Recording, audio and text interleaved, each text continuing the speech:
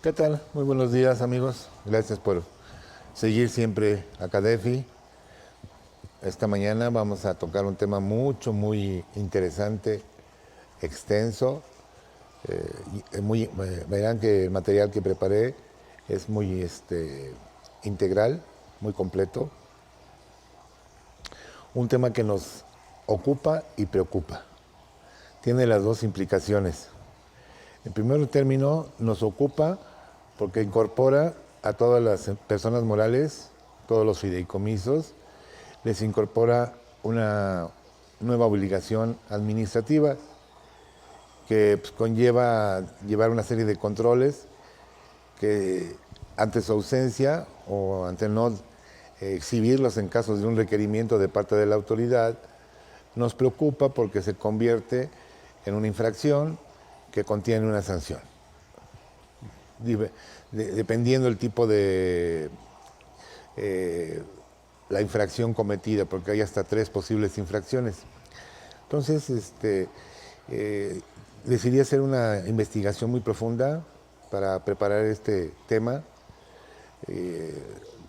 desde el origen, por qué se originó, por qué surgió, cuál es la razón, cuál es su connotación en el aspecto eminentemente fiscal, y veremos varios puntos muy importantes para poder descubrir precisamente todo lo que encierra esta disposición. Espero nos acompañen durante toda la charla. Les aseguro que va a estar muy ameno. Trataré de hacerlo muy ameno, pero aparte de eso trataré de que no quede absolutamente ninguna duda, ¿ok? Sé que para la época ya llevamos 4 meses de rezago.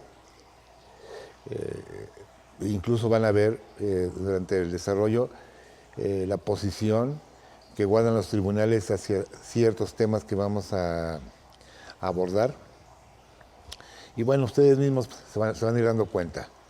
Muchas gracias, buen día, y espero que sea de su completa satisfacción este tema preparado especialmente para ustedes con esta característica.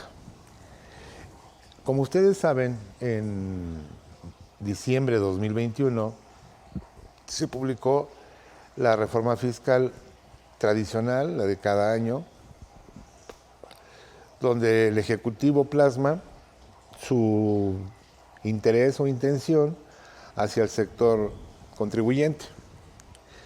En esta reforma de 2022, si ustedes analizan o analizaron ya todos los cambios, fueron alrededor de 200 modificaciones que sufrieron las diversas leyes, en particular código, renta, IVA, derechos y la parte del ISAN. Dentro de esos 200 cambios hubo 3 adiciones al código, 3 artículos que se adicionaron, a saber el 32B ter, el 32B quater y el 32B quinquies. 3 artículos donde descansa toda esta reforma, que por sus implicaciones, por su connotación, se hace muy relevante ver su alcance, valorar todo lo que vamos a hacer y establecer incluso medidas de control con el afán de tratar de no cometer o no incurrir en algún tipo de consecuencia que pudiera generarnos una contingencia. Van a ver, insisto, su origen, sus aspectos, sus generalidades, sus particularidades, y llegaremos al punto, al final, donde concluiremos quiénes son estas personas a las que la ley, con esta reforma, trata de abarcar, cercar o vigilar. ¿Cuál es el propósito? ¿Cuál es el propósito de esta reforma? Es muy simple, jóvenes. El propósito es combatir la evasión fiscal. Y lo van a descubrir durante el desarrollo del tema, y al finalizar haremos la conclusión. ¿Les parece bien? Pero siempre es bueno saber pues, qué persigue, ¿no? ¿Cuál es su fin? ¿Cuál es la razón por la cual surge este tipo de disposiciones? Ver de dónde proviene. Acuérdense que yo siempre les he dicho, y es parte de mi forma de trabajar o de incluso impartir con ustedes o con quien me invita a hacer a darles algún tipo de charla o plática o consejo, buscar siempre el origen de las cosas, buscarlo, para buscarle una adecuada solución. Bueno, el propósito de esta reforma que ustedes verán es, a grandes rasgos, combatir la evasión fiscal. ¿De dónde se origina? Esta serie de adecuaciones al marco tributario, al Código Fiscal, no se origina por una cuestión de índole local o regional.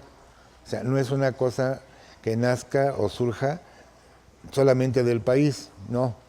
Sino esta reforma trae como origen, trae como fuente de nacimiento presiones de carácter externo, de carácter internacional, de los grupos a los cuales México pertenece. La OCDE, que ustedes saben, México es miembro, el Grupo de los 20, donde también México es miembro, y el GAFI, conocido en inglés como el FATF, ¿ok?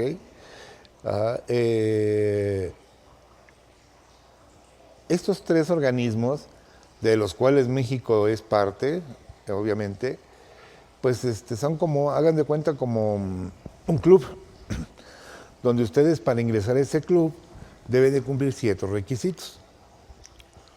Independientemente de la membresía o lo que ustedes manejen, pues les piden ciertas conductas o comportamientos. Una vez que ingresen al club, por ejemplo, no deben andar en el restaurante, por así decirlo, de ese club, no deben andar en traje de baño, ¿ok?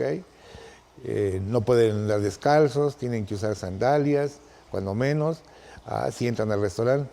Y para el acceso a las instalaciones, pues un requisito es un examen médico, pues para efecto de que no vaya a haber algún tipo de contagio, bacteria, virus, microbio, que pudiera afectar a los demás miembros del club. Perdón por hacer esta apología, pero más o menos eso es lo que le pasó a México en esta ocasión. Le dijeron, ¿quieres seguir siendo miembro del club? ¿De estos clubes? Pues sí, bueno, te recomiendo que hagas esto. Y México, pues tomando esas recomendaciones, siguiendo esas recomendaciones y ajustándose a esas recomendaciones, pues lo tropicalizó, es decir, lo volvió parte de el texto normativo o el texto que hoy estudiaremos de manera conjunta y que espero nos quede súper claro este tema. Insisto, está muy completo el desarrollo del mismo, lo van a ver, y traté de no dejar ningún espacio descubierto para que ustedes tengan una visión integral. Como repito, beneficiario controlador. Y como ustedes saben, el 12 de diciembre del 21 se publicó en el Diario Oficial el paquete fiscal 2022. Dentro de las reformas al Código Fiscal, que entraron en vigor ya desde enero de 2022, tenemos la inclusión de los tres artículos que le dije, el 32B ter, el 32B cuarter y el 32B quinquies. Todos se relacionan con una figura llamada beneficiario controlador. Para hacer un poco más digerible el tema, en adelante le vamos a llamar BC, ¿ok? Para cuestiones de abreviaturas. Como es un tema que ha generado hasta ahorita muchas interrogantes, vamos en esta vez a identificar qué persona o grupo de personas tienen el control o el beneficio económico de los negocios que se realizan a través de personas morales, personas jurídicas, fideicomisos o cualquier otra figura.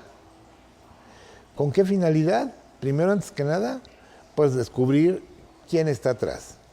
A eso se le llama velo o velo corporativo, que más adelante estudiaremos y veremos precisamente qué significa velo corporativo por interpretación de tribunales. ¿Okay? No es un término jurídico, es un término práctico, pero utilizado mucho por los tribunales cuando se analiza qué hay detrás de cierta figura o cierta presencia. Recordemos que las morales han sido creadas por leyes en todo el mundo para que desarrollen una actividad lícita, que sea posible y en donde todos los socios participan en su integración. ¿Okay? ¿Tienen personalidad jurídica estas personas morales? Sí. Cuentan con un nombre, un patrimonio, un domicilio, una capacidad, una nacionalidad que es distinta a las de sus socios. Pueden celebrar actos, pueden celebrar contratos, pueden contraer derechos y obligaciones, desde luego, jóvenes, desde luego, pero no tienen una realidad física. Son ficciones legales, que en algunos casos son utilizadas como un instrumento para ocultar a las personas físicas que las controlan y que al final del día se reciben los beneficios económicos de esas empresas. Hay esquemas en el ámbito de carácter piramidal donde, por ejemplo, una persona moral es constituida, pero a su vez esa moral depende de otra persona moral y esa otra persona moral depende de otra persona moral y por eso se le llama piramidal, porque hay diferentes empresas creadas atrás de la primera empresa, en la cual muchas veces en la segunda, tercera, cuarta, quinta o la número que sea, pueden estar realmente los beneficiarios, los verdaderos beneficiarios. Esto se ha hecho, se hace a nivel internacional, pues para que les cueste trabajo identificar quién es la persona física que se encuentra en la cima, en la cúspide, que dieron origen a este tipo de figuras. A esta cortina o a esta forma de operar se le llama coraza corporativa, también conocida como el velo corporativo. ¿Okay? Situación que vamos a abordar en unos minutos. Para que a ustedes les quede claro ese concepto que forma parte de este tema, el velo corporativo. ¿Okay? ¿Quién es el beneficiario final?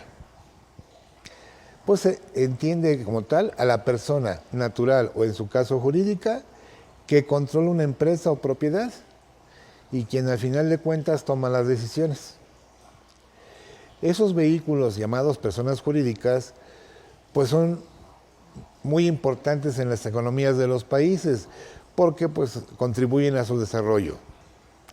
El GAFI, ya que aquí empezamos a ver la presión internacional, el GAFI dice que algunas o muchas personas jurídicas han servido como medio para llevar a cabo actividades ilícitas. Bueno, vamos a ver por qué mete su cuchara el GAFI. Y dice, esto se debe a que las empresas no tienen información acerca del propietario y beneficiario final de dichas personas jurídicas. De ahí la importancia de dos recomendaciones, la 24 y 25.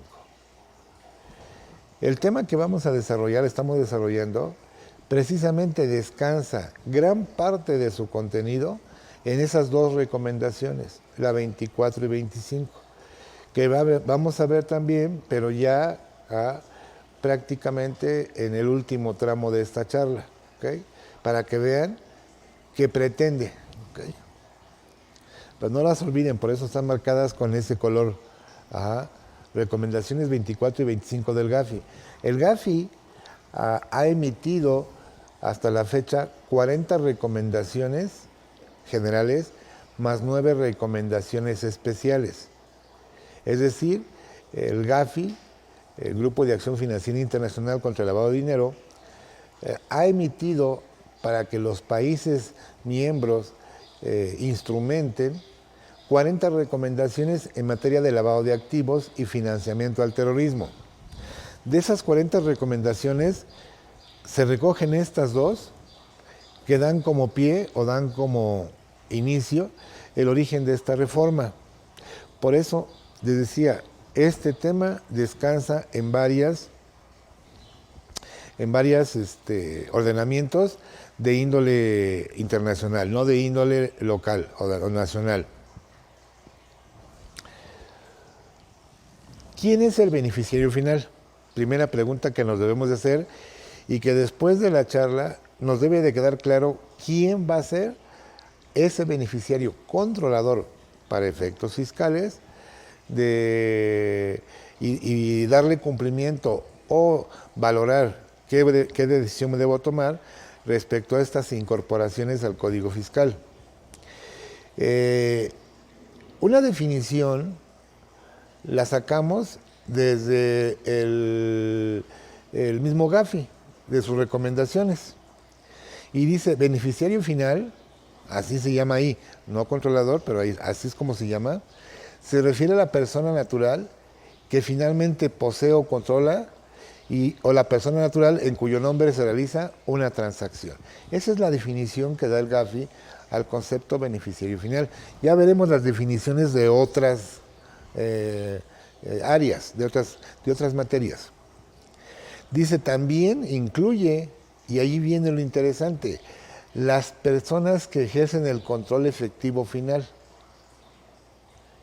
O sea, las personas que ejercen el control, precisamente para efectos de código, serán los beneficiarios controladores. Ahora viene entonces una pregunta. ¿Y quiénes llevan el control? ¿Quiénes tienen el control efectivo de una sociedad? Entonces, eso es parte de lo que trata este tema. Identificar quién de todos los que constituyeron, crearon o diseñaron la sociedad o la persona moral o la figura jurídica de que se trate, son los beneficiarios que tienen el control, porque en ellos recaerá esta nueva obligación. Dice este documento del GAFI que si la compañía ABC, por ejemplo, es propiedad de la compañía X, Y y Z, los beneficiarios finales son las personas naturales quienes están detrás de la segunda compañía, es decir, de X, Y y Z. Y efectivamente así es, así debe de ser. No porque exista ABC, ABC actúa solitita. Si a su vez es socia o está abajo de o tiene una relación con X, Y y Z. ¿Okay? En pocas palabras, el GAFI hace referencia siempre a personas naturales. Y efectivamente, siempre atrás de una persona jurídica habrá personas físicas o personas naturales, en su calidad de socios, accionistas, directores, administradores únicos. ¿Okay? Entonces, eso es lo que está persiguiendo o lo que trata de identificar esta disposición. Según un documento emitido por el Banco Mundial de Desarrollo, que es otro integrante, dice que los vehículos corporativos, es decir, las personas jurídicas, han sido utilizados para conductas criminales. Compañías, fiducias, fundaciones, entidades ficticias incluso organizaciones económicas no incorporadas. ¿Cómo determinar el beneficiario final? El GAFI, siguiendo las recomendaciones del GAFI, dice, bueno, cómo participa en la propiedad, qué otros medios utiliza y si ocupa algunos cargos dentro del interior de esa entidad. Por ejemplo, participación de la propiedad. Dice, una persona puede ser beneficiario final si tiene un porcentaje de participación en la sociedad. Ya veremos cuando lleguemos a la parte de la redacción del código qué porcentaje se aplicó para México como indicador, como límite o como, digamos que, referencia.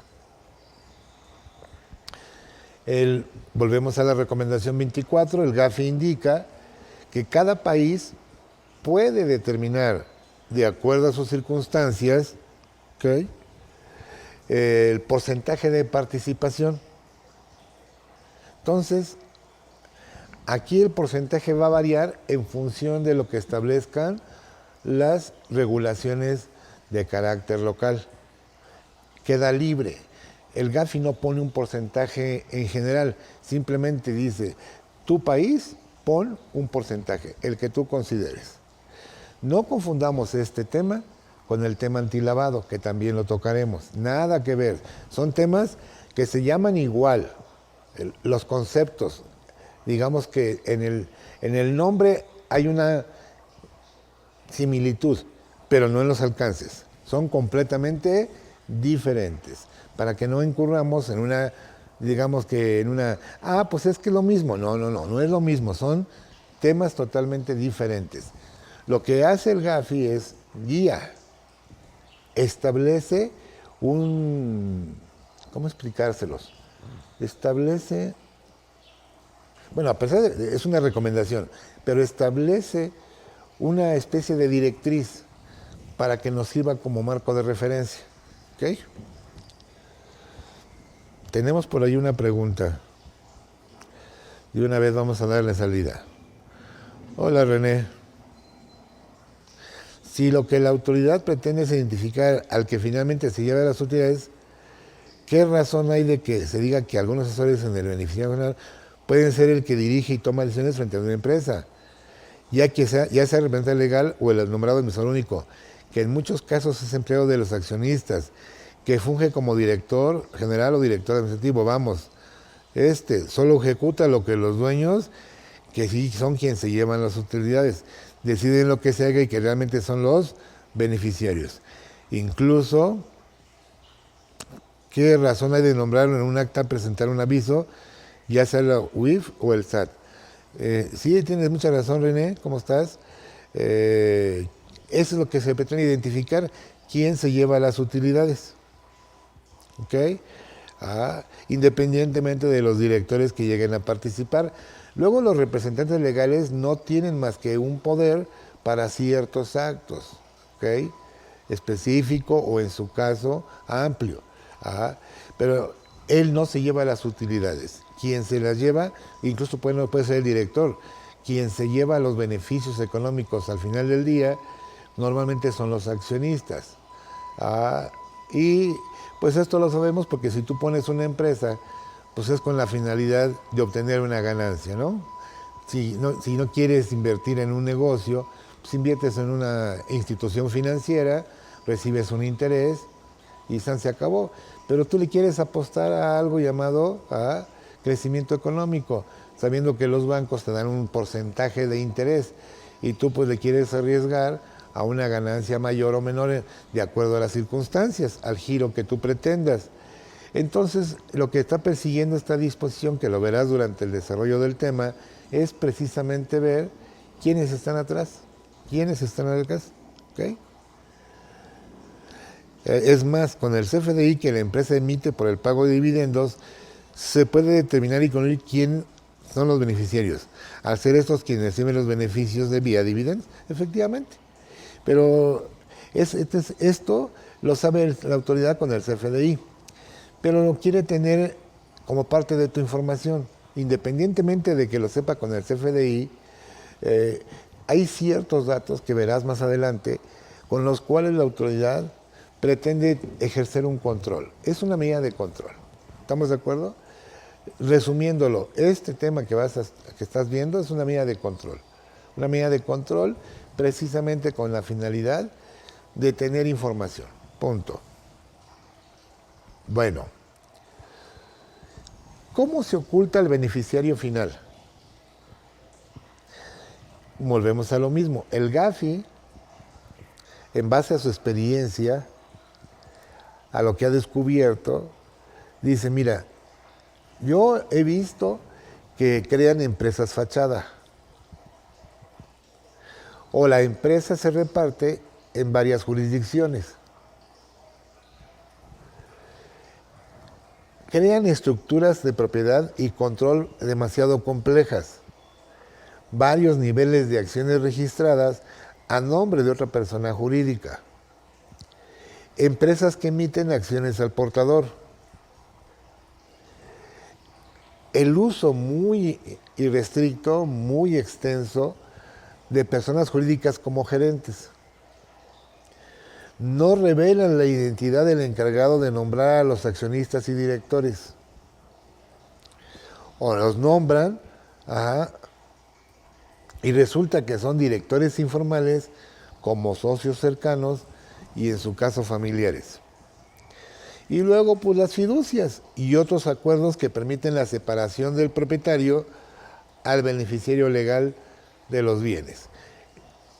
Para ser más claros, los fideicomisos, donde el fideicomitente se desprende del bien o los bienes, se los da a una fiduciaria que se encarga de su administración y luego al final del día encontraremos un beneficio, ¿okay? Que en este caso es el fideicomisario. Veamos lo que nos dice por ahí. Otra preguntita, de una vez la contestamos, Rosalías. Correcto, Rosalías Zárate, buenos días. ¿Las personas físicas no están obligadas a determinar? No, mija, esto no es para ellos. Esta disposición es únicamente para figuras que ya veremos más adelante. Tal vez en algún momento pudiera darse el caso que un beneficiario, persona física, pudiera darse el caso remoto, pero sí pudiera dar que tenga que identificar. Pero ya lo veremos en el transcurso de la charla. Dice que pues, el GAFI ha dicho que se usan intermediarios para crear personas jurídicas, conociendo esto en realidad como los testaferros o los prestanombres. Creo que hemos visto, o han sabido, o han descubierto, que de repente unos vehículos corporativos o empresas están constituidas por gente pues muy joven, de 20 años, de 19 años, 21, 22 años, que nunca han sido empresarios, nunca han tenido un ingreso formal o fijo, y de repente ya son dueños de una empresa, ¿ok? Pero en realidad solo prestaron su nombre, solo prestaron su personalidad para la constitución de esa figura. Y atrás de ellos están los verdaderos dueños. A eso se refiere precisamente el GAFI. Dice, utilizan a personas jóvenes que no tienen símbolos de riqueza, que nunca han sido empresarios y que de repente nacen y ya están haciendo operaciones importantes con sus clientes y proveedores. O personas cuyo perfil no coincide con un perfil societario, es decir, amas de casa, es decir, personas ya de 65, 70, 75 años de edad, pues que nunca fueron ni comerciantes ni empresarios y que de repente surgen. Esto, digo, es muy lamentable si pasa en este país, lo hemos visto, y pues atrás se esconden muchas otras personas con el afán de no dar a conocer su nombre. Hay otras dos recomendaciones que les comento, que puedan ser motivo de su estudio, la 10 y la 22. si las pueden estudiar, dentro del paquete de las 40 recomendaciones del GAFI,